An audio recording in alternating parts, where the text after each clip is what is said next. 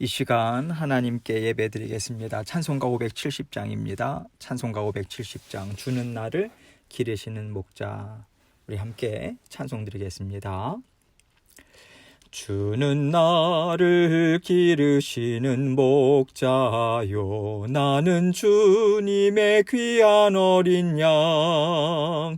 푸른 풀밭 맑은 시냇 물가로 나를 늘 인도하여 주신다. 주는 나의 좋은 목자, 나는 그의 어린 양. 저를 따라 꼴을 먹여주시니 내게 부족함 전혀 없어라. 예쁜 새들 노래하는 아침과 노을 비끼는 고운 황혼에 사랑하는 나의 목자 음성이 나를 언제나 불러주신다. 주는 나의 좋은 목자, 나는 그의 어린 양. 저를 따라 꼴을 먹여주시니 내게 부족함 전혀 없어라. 못된 짐승 나를 해치 못하고 거친 비바람 상치 못하리. 나의 주님 강한 손을 펼치사 나를 주야로 지켜주신다. 주는 나의 좋은 목자, 나는 그의 어린 양. 저를 따라 꼴을 먹여주시니 내게 부족함 전혀 없어라. 아멘. 기도하겠습니다. 하나님 아버지, 감사합니다. 오늘도 우리 주님께서 새날 주셨습니다. 오늘도 새로운 힘과 능력 주시고 주님께서 순간순간마다 도와주시는 그 손길을 우리에게 내밀어 주심을 믿는 믿음으로 주님과 동행하는 오늘 하루 될 수 있도록 도와주옵소서. 모든 일 다 주님께 내어 맡기고 우리 주님께서 주인 되어 주셔서 모든 일을 아름답게 다 다스려 주실 것을 믿는 믿음으로 주님과 온전한 동행이 있을 수 있도록 도와주옵소서. 우리의 필요를 잘 하시고 채워주셔서 감사합니다. 늘 만족과 감사와 기쁨으로 주님 앞에서 힘있게 살아가시는 우리 모든 성도님들 되실 수 있도록 하나님께서 은혜 베풀어 주옵소서. 아버지 하나님께서 오늘도 저희 각자에게 들려주시는 주님의 음성 잘 듣고 마음에 새기고 기억하고 아버지 우리 삶 가운데 또 실천하며 살아갈 수 있도록 주님께서 도와주옵소서. 부족한 종 입술과 마음도 주장해 주셔서 아버지 하나님께만 온전한 영광 돌릴 수 있도록 하나님께서 도우시고 주님 홀로 영광 받아 주옵소서. 모든 영광을 주님께 올려드리오며 예수님 이름으로 기도합니다. 아멘. 하나님 말씀 잠언 28장 9절과 13절로 14절, 18절 이렇게 네 구절을 보겠습니다. 잠언 28장 9절, 그리고 13절로 14절, 그리고 18절. 제가 읽겠습니다. 9절 읽습니다. 사람이 귀를 돌려 율법을 듣지 아니하면 그의 기도도 가증하니라. 13절, 14절입니다. 자기의 죄를 숨기는 자는 형통하지 못하나 죄를 자복하고 버리는 자는 불쌍히 여김을 받으리라. 항상 경외하는 자는 복되거니와 마음을 완악하게 하는 자는 재앙에 빠지리라. 18절입니다. 성실하게 행하는 자는 구원을 받을 것이나 굽은 길로 행하는 자는 곧 넘어지리라. 아멘. 하나님의 말씀은요, 하나님의 성품, 하나님의 뜻하심, 하나님이 이루기를 원하시는 어떤 목적, 이런 것들로부터 다 나오기 때문에요. 어찌 보면 서로 말이 다른 것 같아도 하나님이 우리에게 깨달아 알게 하시는 지혜나 베풀어 주시는 은혜는 사실 다 같은 맥락입니다. 잠언의 말씀을 보면 자꾸 같은 말씀을 반복하는 것 같아서요. 하나님의 말씀이 때로는 참 듣기가 힘들다 이런 생각을 우리가 할 수 있어요. 말씀을 전하는 저도요. 사실 어쩔 때는 이 말씀을 어떻게 전해야 하는가 깊은 고민에 빠질 때가 있습니다. 그러나 하나님은 같은 맥락의 말씀을 통해서 우리의 마음을 조금씩 더 깊이 파시고요. 또 더 넓게 파세요. 하나님의 자녀로서 큰 그릇이 되도록 우리를 계속해서 만들어 가시는 거거든요. 우리의 마음을 넓히셔서 큰 그릇으로 만들어 가시는 일을 하나님은 이루고 계시고요. 이것이 바로 우리가 구원의 삶을 이루어가는 것입니다. 그렇기 때문에 우리가 같은 말씀, 비슷한 말씀을 반복해서 들을지라도 이 말씀이 내 마음을 더 깨끗하게 하고 더 넓힐 수 있다. 이 소망을 가지고 이 기대감을 가지고 언제나 우리는요. 하나님의 말씀을 달게 받아야 하는 것입니다. 그러면 우리는 날마다 하나님의 은혜로 채워져서 하나님이 얼마나 지혜로우시고 능력이 많으신 분이신가. 내가 그 하나님과 함께 살아가고 있구나. 이 굳건한 믿음으로 하나님과 함께 이 세상을 하나님의 나라로 만들어가는데 우리는 담대하게 살아갈 수 있는 것이죠. 오늘 말씀도 보면요. 새로운 말씀은 아니죠. 그러나 이 말씀을 통해서 내 마음을 씻어주시고 또 하나님은 넓혀주시는 일을 이루시겠구나. 이 믿음으로 함께 말씀을 생각해 보기를 원합니다. 9절 말씀을 먼저 봅니다. 사람이 귀를 돌려 율법을 듣지 아니하면 그의 기도도 가증하니라. 하나님은 먼저 이 말씀이 사람에게 필요한가? 하나님의 자녀에게 필요한가? 우리에게 이것을 생각하게 하세요. 여기서 사람이라고 하는 표현을요. 우리는 세상 사람으로 생각할 수 있어요. 그런데 세상 사람들이 하나님의 말씀인 율법에 관심이 있습니까? 관심 없어요. 그들이 원하는 것은요. 육신의 정욕을 채워주는 일이지 마음을 깨끗게 하고 하나님의 형상으로 회복되는 일은 그들에게는 좋은 일도 아니고 전혀 흥미있는 일도 아니죠. 그렇기 때문에 이 말씀은 당연히 하나님의 자녀들에게 주시는 것인데 하나님의 자녀들이 하나님의 말씀을 듣지 않는다면 어떻게 하나님의 자녀라고 할 수 있을까? 이런 맥락으로 지금 이 말씀을 주고 계시는 거예요. 하나님의 자녀가 아니라면 하나님께서 그 기도를 받으시겠습니까? 이 얘기가 무슨 뜻이냐면요. 하나님의 자녀라면 십자가의 보혈을 의지하며 살아가는 자들이잖아요. 십자가의 보혈을 의지하며 살아간다라고 하는 것이 무엇입니까? 하나님 저에게는 죄가 있습니다. 하나님 저에게는 지혜가 부족합니다. 저는 감당할 능력이 없습니다. 이것을 고백하고요. 하나님의 은혜와 도우심만 바라보는 그 심령으로 하나님의 말씀을 듣고 따라가는 거거든요. 그런데 나는 그 십자가의 보혈 필요 없다. 하나님의 도우심, 그 구원의 은혜 나에게는 별로 필요 없다.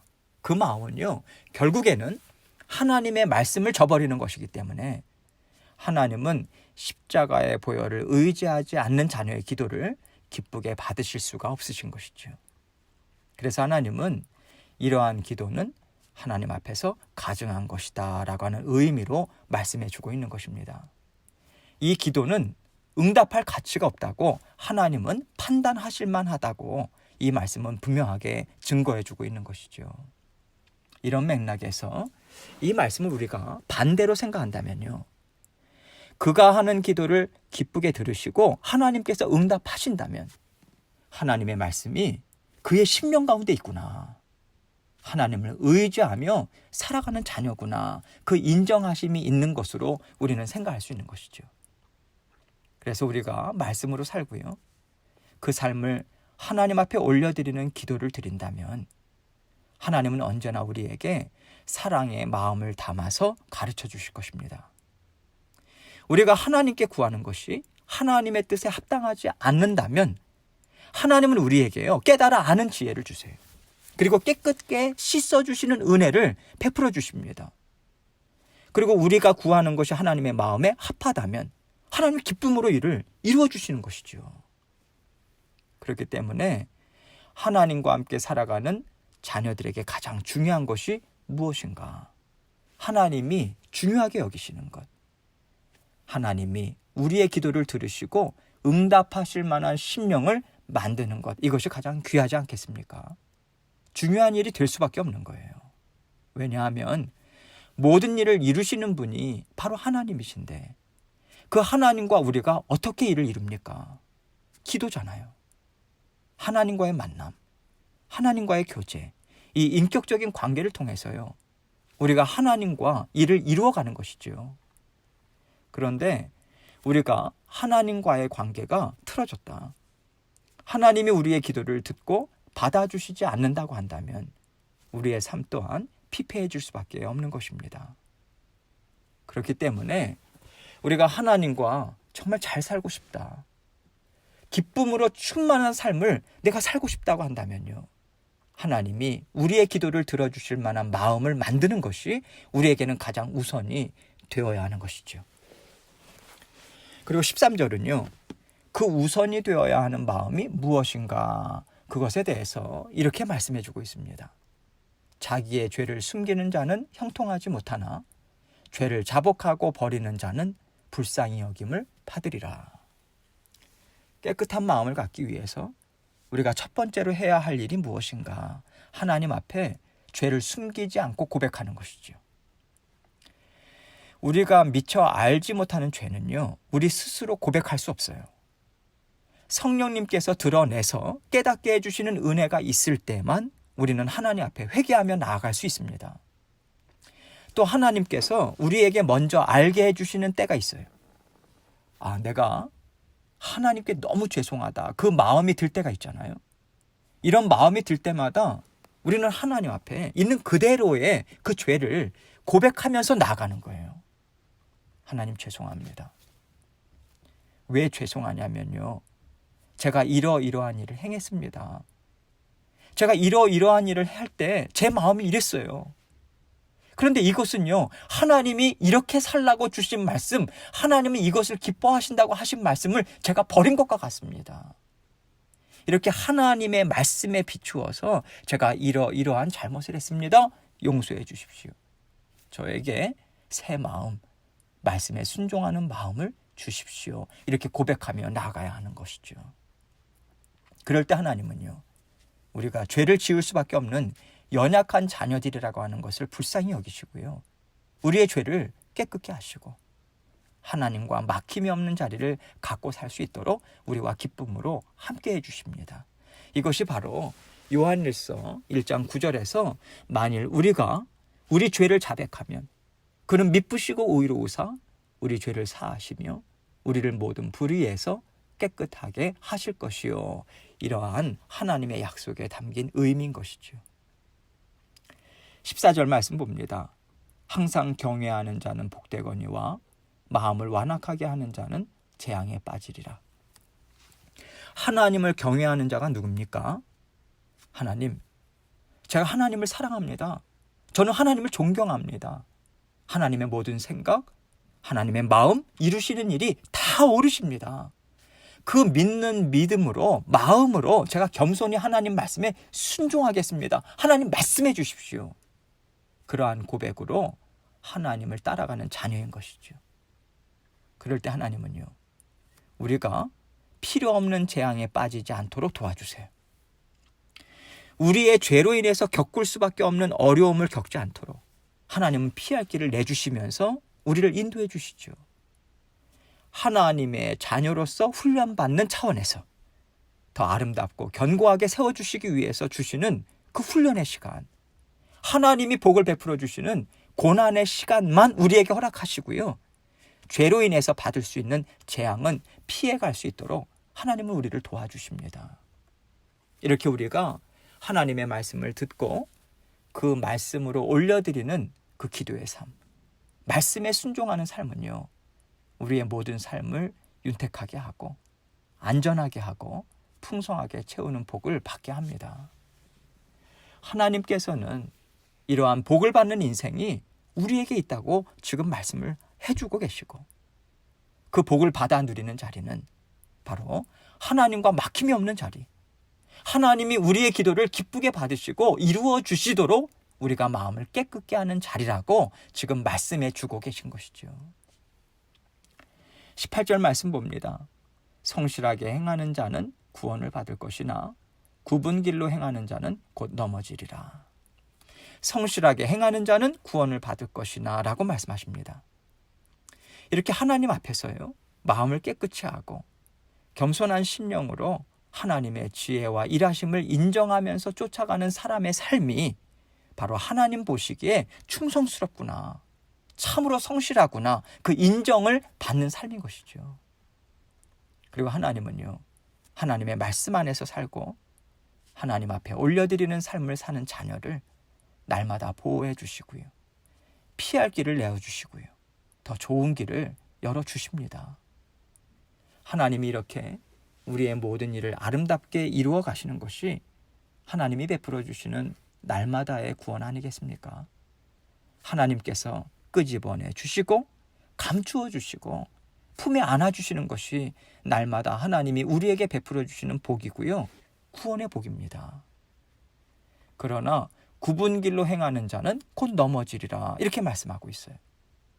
하나님의 인도하심을 거부하는 사람, 하나님이 인도하시는 그 길에서 벗어난 사람을 굽은 길로 행하는 자라고 표현하고 있어요. 그리고 도와주시고 끄집어내 주시고 피할 길을 내어주시는 하나님의 은혜를 거절하는 자는 넘어질 수밖에 없다. 다시 말해서 그 걸어가는 길이 막힐 수밖에 없다라고 하는 뜻으로 지금 이 말씀을 주고 계십니다.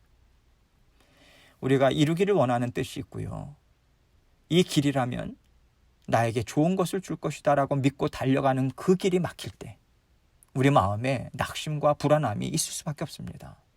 그런데요, 이 낙심과 불안함이 하나님을 떠나서 자기 스스로 뜻을 이루려고 하는 교만의 자리에서, 그 완악함의 자리에서 받게 되는 두려움이라면요, 그 두려움에서 건져낼 자가 없는 거예요. 하나님께서 그 자녀에게 주시는 판단의 자리거든요. 또 하나님이 돌아오라고 부르시는 자리이기 때문에 그 자녀가 하나님 앞에서 깨끗이 씻김을 받기 전까지는요, 그 자리에서 어느 누구도 끄집어내 줄 수가 없는 거예요.